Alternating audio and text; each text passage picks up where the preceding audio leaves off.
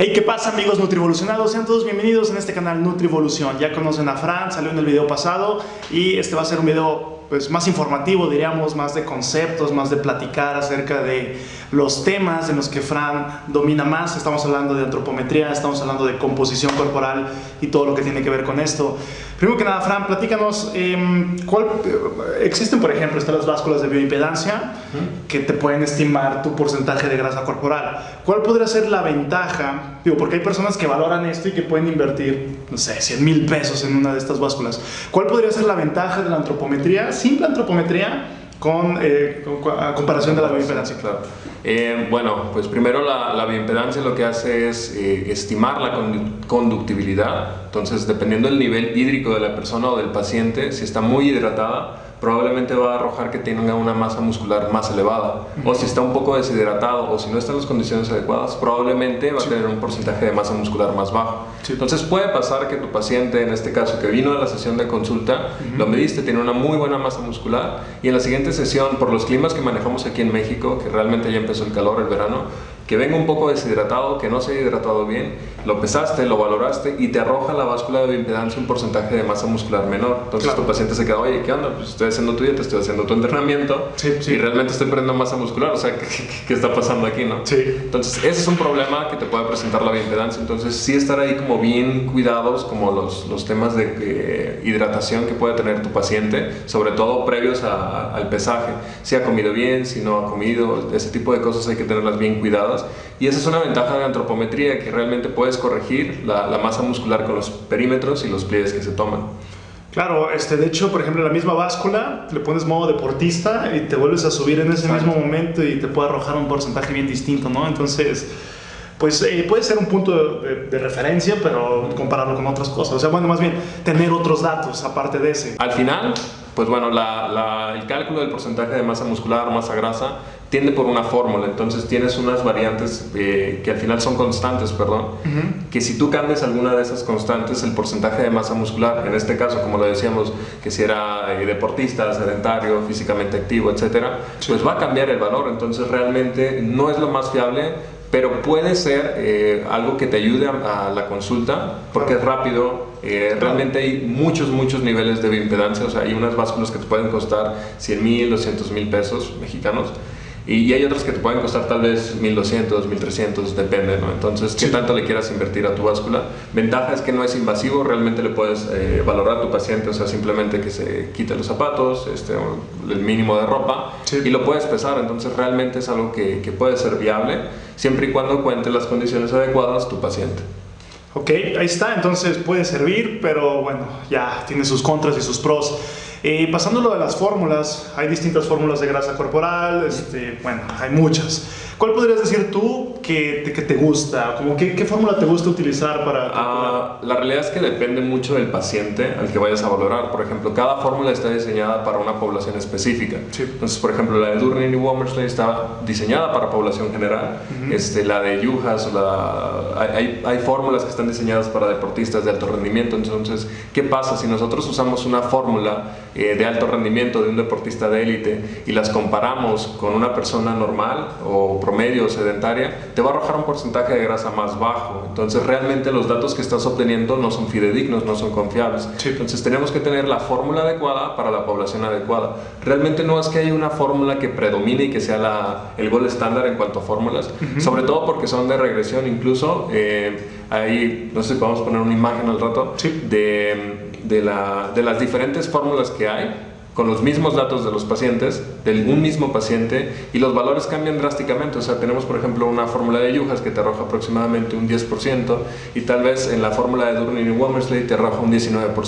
Son los mismos datos, es el mismo paciente, simplemente se anotan en diferentes fórmulas y los porcentajes cambian radicalmente. Sí, es como yo, ¿no? Salgo 7 en Durnin y Yuhas dice 4. 4, claro. Son los mismos pliegues, o sea, eso no cambió. Y si usamos bioimpedancia también arrojaba un porcentaje de grasa diferente. Y si usamos el Sculpt también arrojaba un porcentaje diferente.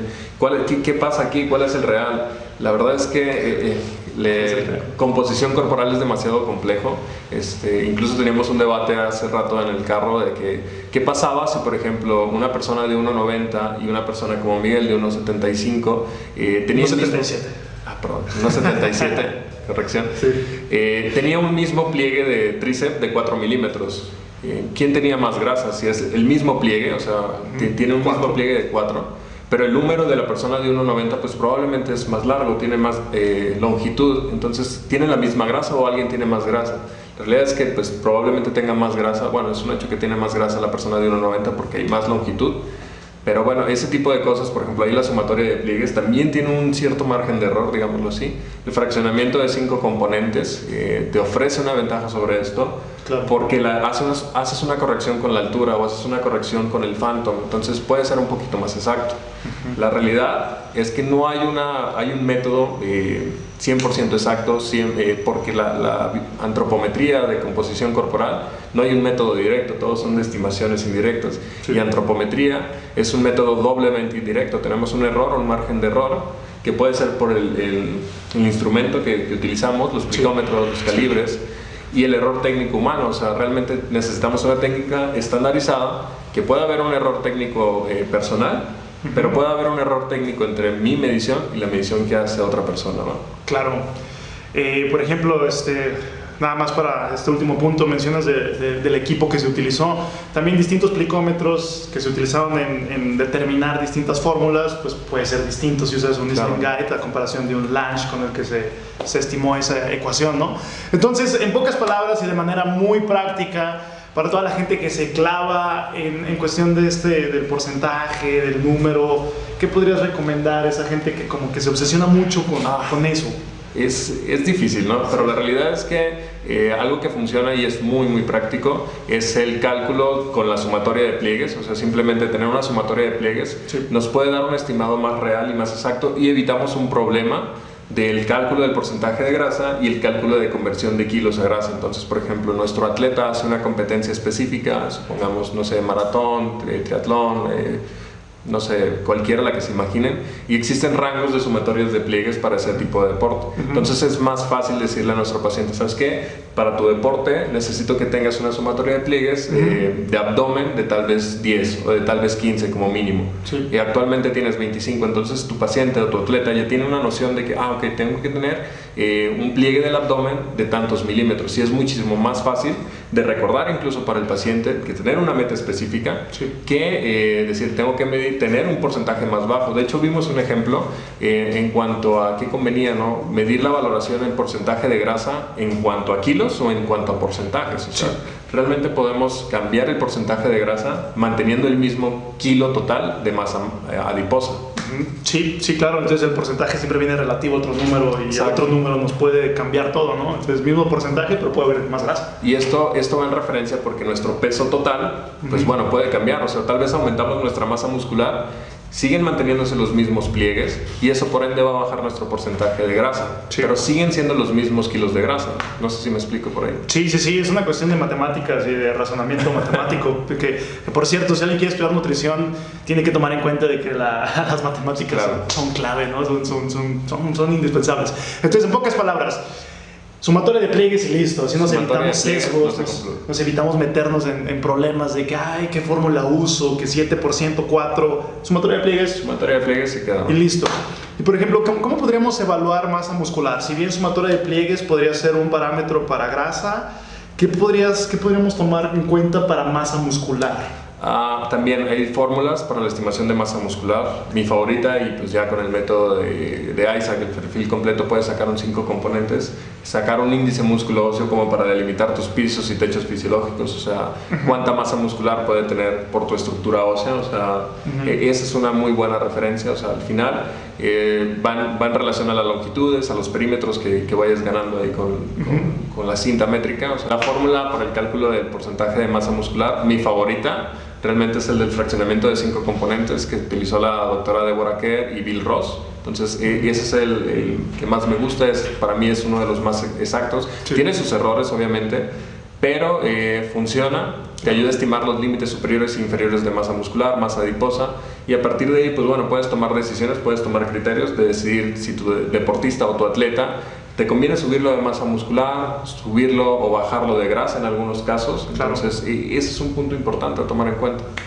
Claro, también dejar claro que masa libre de grasa no es sinónimo de masa muscular. Exacto. La masa muscular es parte de la masa libre de grasa, pero no es todo. Exacto, incluso hay, por ejemplo, distintos modelos y equipos que te pueden medir DEXA, BODPOT, lo que es la masa grasa, pero te arrojan solo los componentes de masa libre de grasa. Entonces, realmente no sabes, o bueno, algunos cuáles son la masa adiposa, además de la masa adiposa, perdón, cuánto es masa muscular, cuánto pesan tus órganos, cuánto pesa la piel, cuánto pesan los huesos, o sea, realmente necesitas ir un poquito más allá para profundizar, o sea, eso es totalmente cierto. La masa libre de grasa no es sinónimo de masa muscular. Es un mundo todo esto, o sea, uno se puede enfocar nada más en el porcentaje de grasa, pero pueden olvidar la masa muscular, que por supuesto que también es importante. O sea, tú puedes mantener la misma masa grasa y puedes aumentar tu masa muscular. Entonces, no solamente aquí la cosa es en cuestión muy práctica, que no, bueno, en el mundo del fitness, que es el canal, no enfocarse nada más en la grasa, sino para cuestión estética es la combinación entre una buena proporción de grasa y músculo, ¿no? Y recordar aquí realmente músculo es sinónimo de salud. Entonces enfóquense en eso, enfóquense a mejorar la masa muscular. Una buena forma es midiendo los perímetros de bíceps, por ejemplo. Y bueno, pues no sé, alguna... Pues bueno, este es un mundo muy amplio. Aquí podríamos seguir hablando de fórmulas y un montón de cosas más, pero aquí la idea es dar digamos pautas básicas de qué es, a muy grandes rasgos, pero qué es composición corporal y cómo podría ser útil en este mundo del ejercicio, actividad física, fitness, etcétera. ¿Comentarios finales? Pues bueno, la antropometría realmente es demasiado complejo, o sea, no nos alcanzaría yo creo ni todo el día. Tendríamos que hacer un módulo completo de composición horas y horas. También la antropometría cambia dependiendo del deporte, o sea, dependiendo la disciplina de ejercicio, dependiendo del tipo de alimentación, obviamente es lo que podemos cambiar.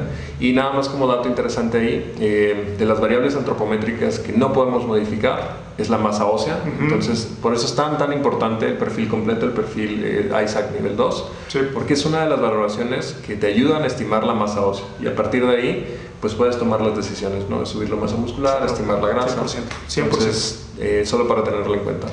100%. Y por cierto, aquí genética, la genética juega un papel muy relevante. Hay personas que dicen, no, todo está en la mente. Sí hay cierto aspecto psicológico, pero la genética es la genética, y yo no puedo cambiar el tamaño de mis huesos y por ende la cantidad de músculo que estos podrían soportar o podrían albergar.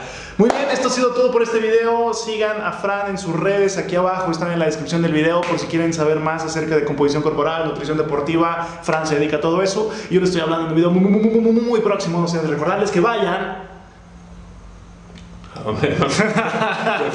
y levanten esa barra.